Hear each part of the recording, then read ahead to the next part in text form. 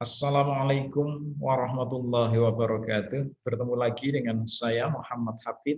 Pada video pembelajaran kali ini kita akan bahas materi pada mata kuliah akuntansi keuangan lanjutan 1 Advanced Accounting pada materi akuntansi perubahan kepemilikan persekutuan. Di buku lain ada yang menyebut dengan akuntansi pembubaran persekutuan. Ya, jadi di materi ini saya menyebut akuntansi perubahan kepemilikan persekutuan. Semoga materi ini bermanfaat. Semoga Allah memberikan kemudahan, kefahaman di dalam mempelajari materi ini. Amin ya rabbal alamin. Saudara, yang menjadi outline materi ini secara keseluruhan untuk akuntansi perubahan kepemilikan persekutuan, di sana ada 4 materi.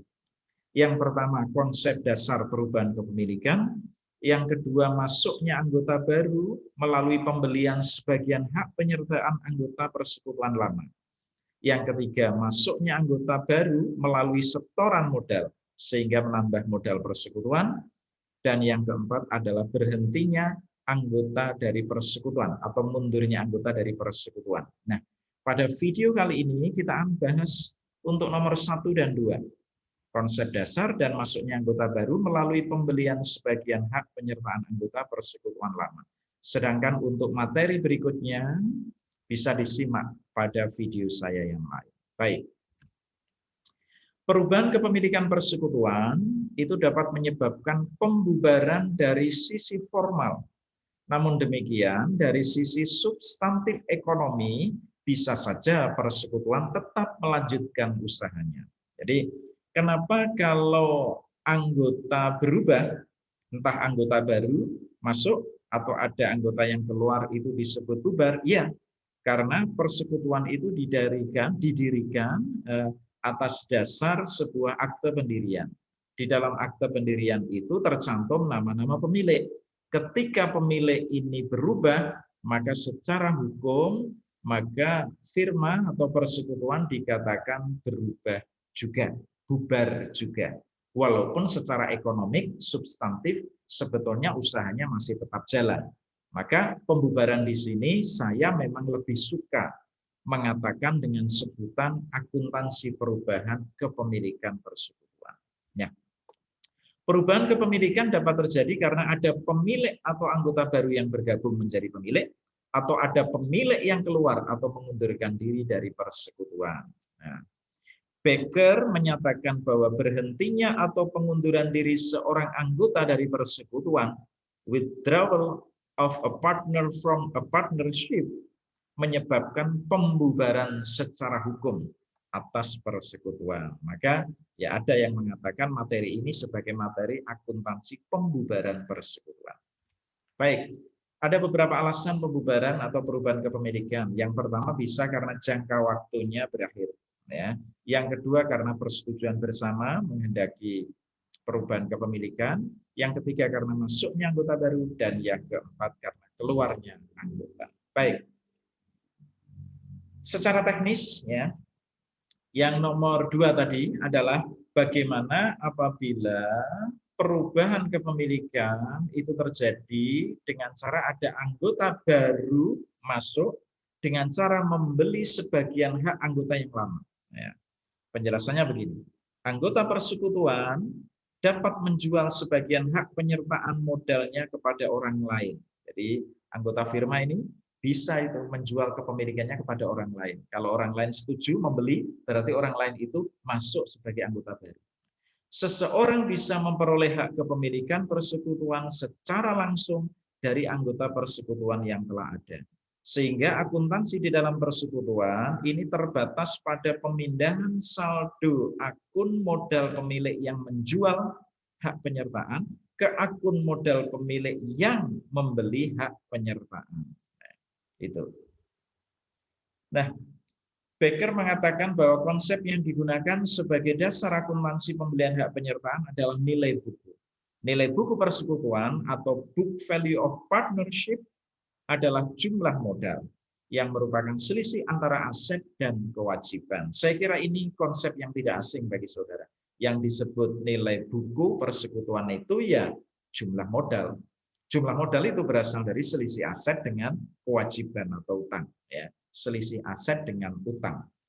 Nah, transaksi pembayaran antara pihak pembeli, anggota baru, kepada pihak penjual, anggota persekutuan yang menjual hak penyertaan modalnya, merupakan transaksi pribadi pemilik, sehingga tidak perlu dilakukan pencatatan akuntansi di dalam persekutuan. Saya ulang, ya.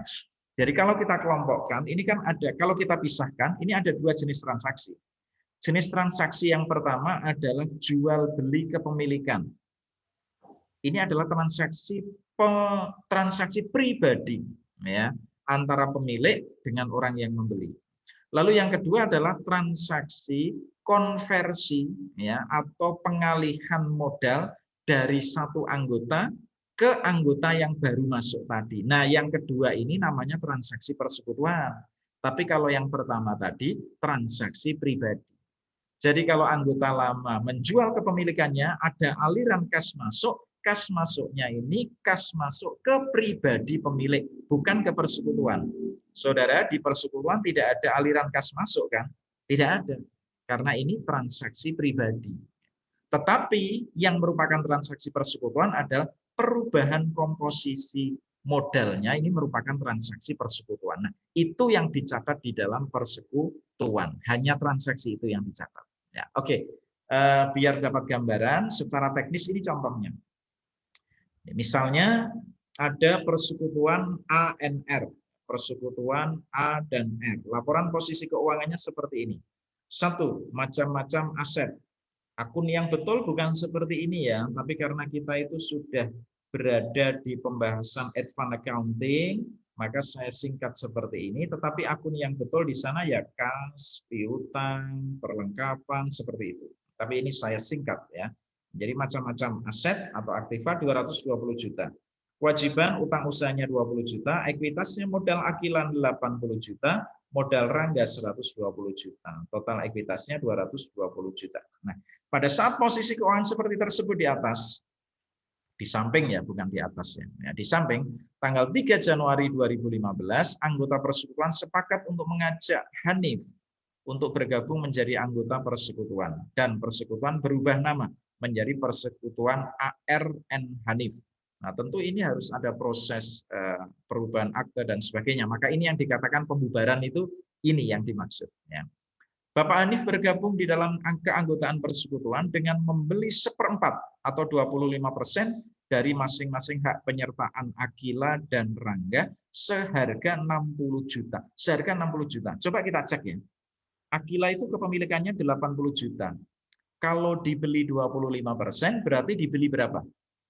Iya. 25%-nya berapa? Iya, 20 juta. Lalu modal Rangga 120 juta. Dibeli 25%-nya atau 1/4-nya, 25%-nya itu berarti dibeli berapa? Dibeli 30 juta. Yang Akila dibeli 20, yang Rangga dibeli 50. 20 dan 50 ini kalau kita jumlah itu cuma 50 juta Hanif itu modalnya di persekutuan. Tetapi Hanif membeli dengan harga 60 juta. Ini urusan pribadi antara Hanif dengan Akila dan Rangga. Perbedaan harga ini. Jadi Hanif membayar 60, tetapi modalnya di dalam persekutuan diakui 50. Kok mau Pak Hanif? Ya ini persoalan lain ya. Kok mau? Iya bisa saja karena posisi firma lagi bagus, persekutuan lagi bagus. Masa A dan R, Akila dan Rangga yang dulu pernah berjuang mendirikan persekutuan, ya, pada saat itu labanya masih jelek, omsetnya masih jelek. Lah ini sekarang ini sudah tampak bagus, sudah mulai naik begitu. Hanif datang, masuk, kok tinggal enaknya begitu. Maka Hanif sepakat juga ini membeli dengan harga 60, tetapi modalnya sebetulnya hanya membeli sebesar 50 dengan harga 60. Saya ulang, membeli kepemilikan 50 juta dengan harga 60 juta. Baik, jurnalnya bagaimana? Nih, yang pertama,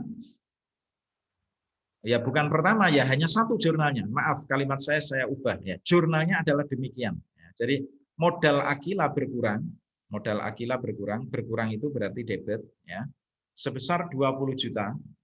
Kenapa 20 juta? 25% dari 80 juta. Modal Rangga juga berkurang itu debit ya. 30 juta dari mana ini? 25% dari 120 juta. Lalu modal Hanif muncul, modal Hanif kredit 50 juta. Loh Pak, Hanif kok nggak ada kas kredit Pak? Enggak, kas kreditnya itu rumah tangga Hanif dengan urusan rumah tangga Akila dan Rangga, transaksi pribadi itu. Ya. Baik, nah sekarang posisi modal di dalam persekutuan tidak berubah. Sama-sama 200 juta. Jadi sebelum masuknya Hanif, komposisi modalnya itu Akila 80, Rangga 120. Setelah masuknya Hanif, komposisinya menjadi Akila 60, berkurang 20-nya. Lalu Rangga 90, dari 120 berkurang 30. Ya, dan Hanif 20. Kalau dijumlah 200 juta. Nah ini. Jadi masuknya anggota baru dengan cara membeli sebagian hak anggota lama. Tidak ada penambahan modal baru. Begitu. Ya. Satu kali lagi contoh masih seperti ini ya. Di contoh 2 ini agak ada sedikit perbedaan. Perbedaan yang dimaksud adalah bahwa Akila dan Rangga sebelum masuknya Hanif ke dalam persekutuan itu melakukan revaluasi aset. Ya. Jadi kalau Akila dan Rangga menghendaki revaluasi, ini pasti nada-nadanya agak menguntungkan. Ada aset-aset yang nilainya memang naik. Jadi tidak bisa seenaknya. Revaluasi ini yang melakukan harus tim appraisal, tim penilai ya, yang independen. Jadi contohnya, misalnya laporan posisi keuangannya seperti tadi, ya, seperti tadi. Lalu persekutuan ANR, Akila dan Rangga membagi laba rugi dengan rasio 40% dan 60% untuk Rangga. Jadi maaf ini, 40% untuk Akila, 60% untuk Rangga. Pada tanggal 3 Januari, anggota persekutuan sepakat mengajak Hanif untuk bergabung menjadi anggota persekutuan. Hanif bergabung di dalam persekutuan dengan membeli seperempat, 25% modal persekutuan langsung dari Akila dan Rangga, seharga 60 juta. Hanif akan memperoleh hak pembagian laba dan rugi persekutuan sebesar 25%. Sebelum Hanif bergabung menjadi anggota dengan cara membeli sebagian kepemilikan persekutuan, persekutuan ANR melakukan revaluasi aset sehingga nilai tanah naik sebesar 40 juta. Bagaimana jurnalnya? Nah, ada 2 pekerjaan jurnal di persekutuan. Untuk revaluasi aset, tanahnya naik berarti tanah debit 40 juta, modal Akilanya bertambah sesuai rasio pembagian laba atau rugi. Akila 40%, Rangga 60%. Ya, 40% kali 40 juta 16 juta. 60% dari 40 juta 24 juta. Oke, seperti ini. Berikutnya perubahan komposisi dengan masuknya Hanif ke dalam persekutuan ya. Modal Akila 24 juta, berkurang 24 juta. Kenapa? Dibeli seperempatnya, dibeli 25%-nya. Kok bisa 24, Pak? Kok enggak 20? Iya, karena sudah berubah. Modalnya Akila sekarang 96. 80 juta ditambah 16 juta karena kenaikan tanah tadi. 96 kalikan 25%, ketemunya 24 juta. Jelas ya? Modal Rangga berkurang 36 juta, 25%-nya. Dari mana 36 juta? 25% kali 144.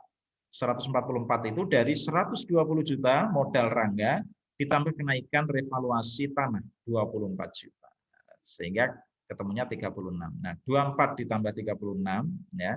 Ini dibeli dengan harga 60 juta. Jadi ini 60 juta. Nah, harga belinya berapapun nggak masalah ya, seperti tadi. Yang jelas kepemilikan Rangga dan Akila dibeli 25%, 25%.